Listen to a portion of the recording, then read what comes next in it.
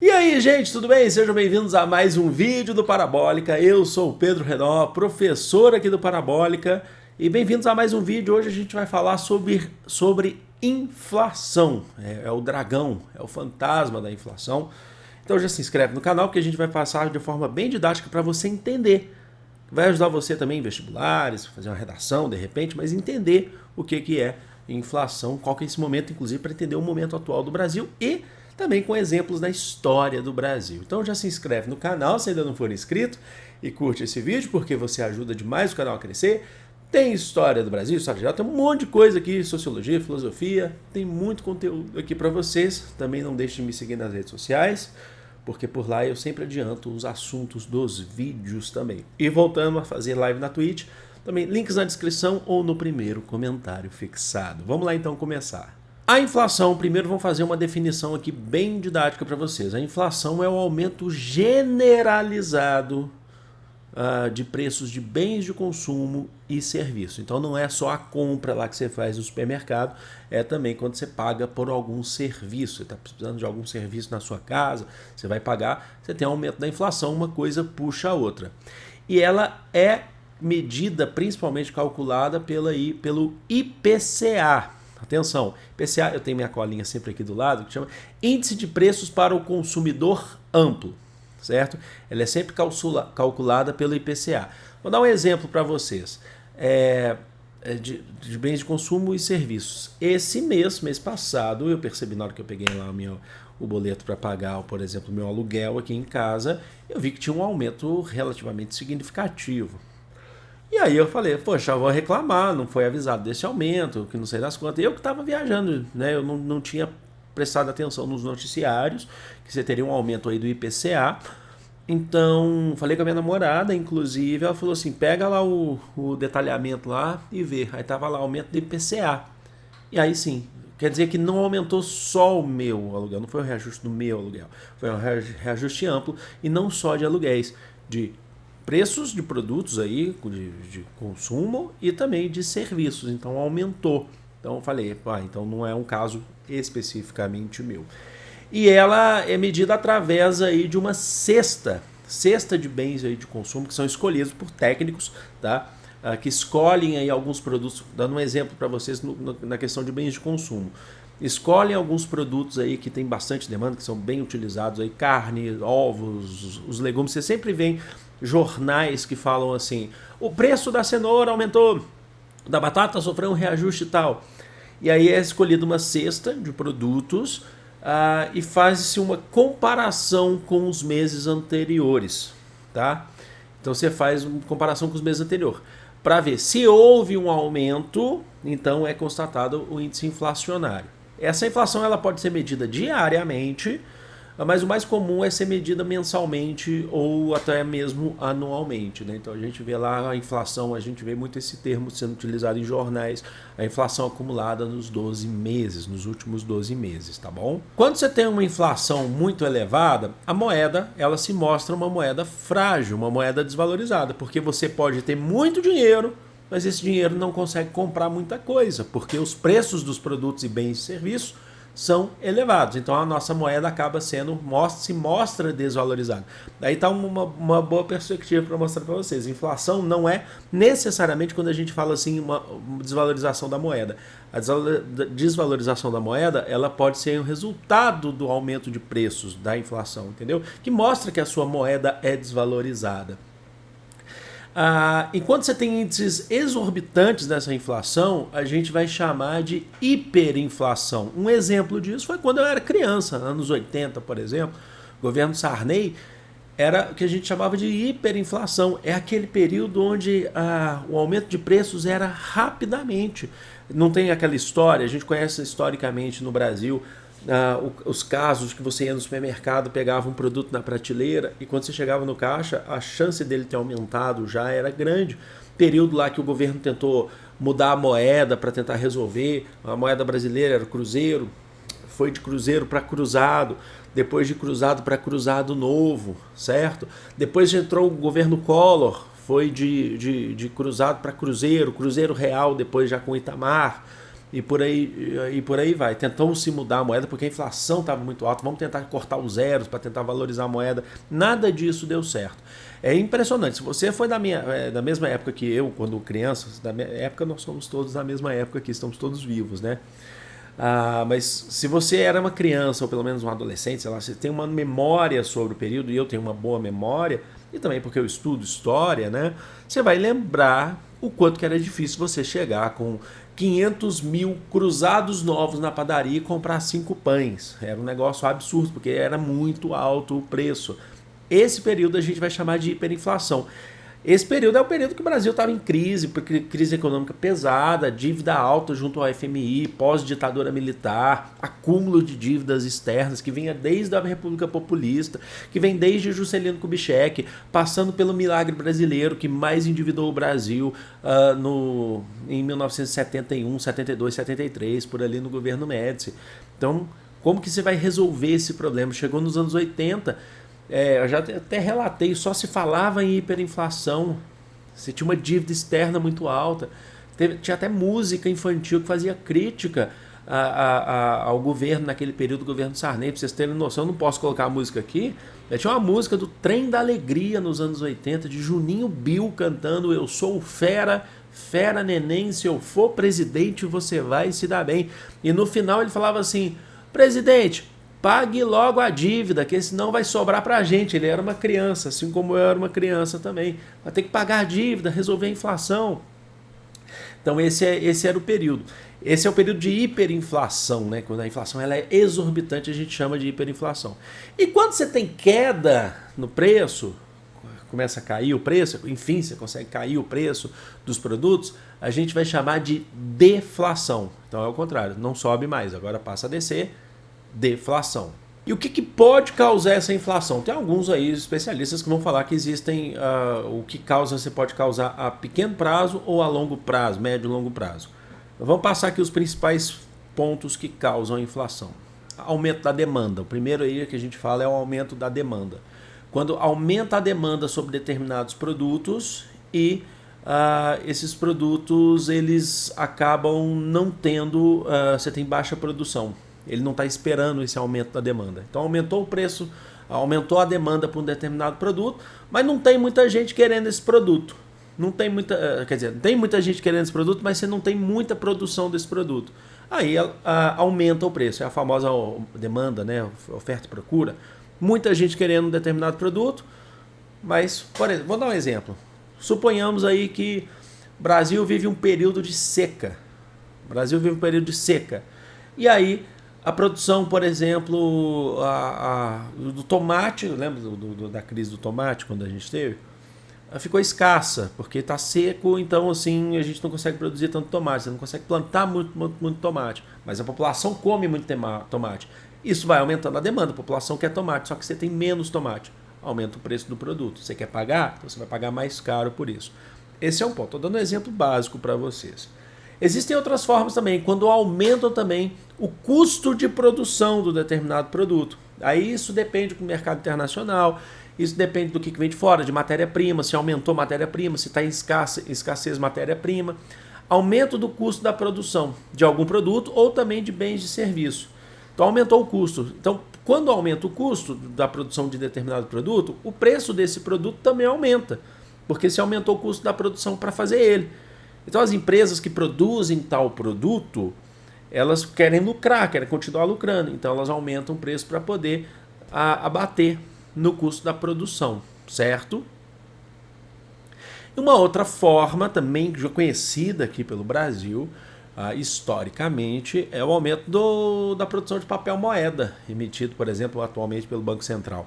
Quando um governo está cheio de dívidas, precisa pagar suas contas, ele aumenta, e a população está toda endividada também, você precisa pagar as contas, aumenta a circulação de papel moeda, começa a distribuir, ter mais papel moeda.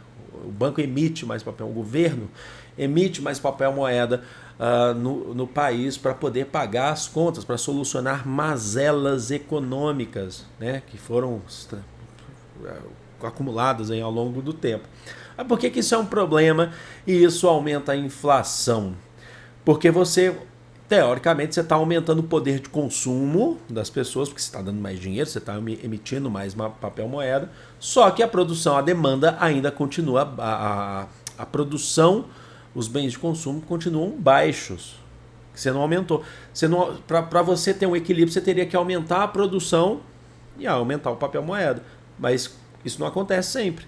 Então, um exemplo disso foi quando, lá no período da Primeira República, ainda naquele período transitório da República Militar, lá de 1889 a 1894, que é o período da República da Espada, ou República Velha, como vocês quiserem chamar, mas a parte transitória, a parte da espada, no governo do primeiro presidente do Brasil, Marechal Deodoro da Fonseca, o ministro da Fazenda, ou ministro da Economia, como quiserem chamar, naquele período era o Rui Barbosa. E o que aconteceu naquele período lá com o Rui Barbosa? O Rui Barbosa, ele aumentou, emitiu papel moeda para dar empréstimos para investidores aí brasileiros, para poder criar as suas empresas, para diversificar a economia brasileira, que era muito pautada na agricultura, principalmente do café, na produção do café. O Brasil precisava entrar nessa era industrial definitivamente. Então ele começou a emitir papel moeda aí para as pessoas pagarem seus títulos e poderem investir. Só que isso aumentou o papel moeda. O que gerou no Brasil foi a criação de um monte de empresa fantasma, que na verdade você não tinha produção, você não tinha aumento de produção, você tinha dinheiro para poder criar empresas, mas esse dinheiro era extremamente desvalorizado, porque você não tinha produção no Brasil. Então isso aumentou a inflação no Brasil. Certo? Então a emissão de papel moeda ela pode ser um problema aí caso você continue com produção baixa. E por último aqui, mas não menos importante, na verdade, talvez dos mais importantes, para que gera inflação no Brasil, é a diminuição da taxa básica de juros, a Selic. Olha a minha colinha lá. Selic significa Sistema Especial de Liquidação e de Custódia.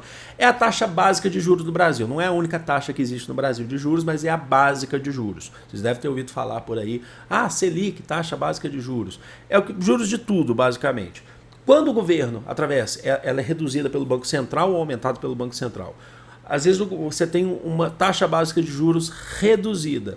Significa que os seus investimentos em renda fixa, na poupança ou em títulos públicos, né, da dívida pública, eles passam a render menos, porque tem menos juros, eles passam a render menos. Quando você põe o dinheiro na poupança, você está vendo lá que ele está rendendo menos do que antes.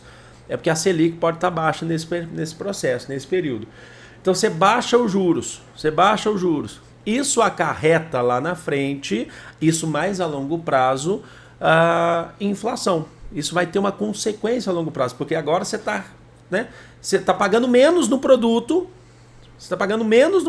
na verdade, porque mas você está rendendo menos, mas lá na frente isso vai causar, a inflação vem justamente para poder correr atrás desse prejuízo da Selic baixa nesse período. Então a longo prazo, a inflação é basicamente a inflação correndo atrás para poder solucionar os problemas do que antes foram baixos essas taxas de juros. Uma das formas mais utilizadas para poder combater a inflação é a manipulação da Selic, pelo Copom, né?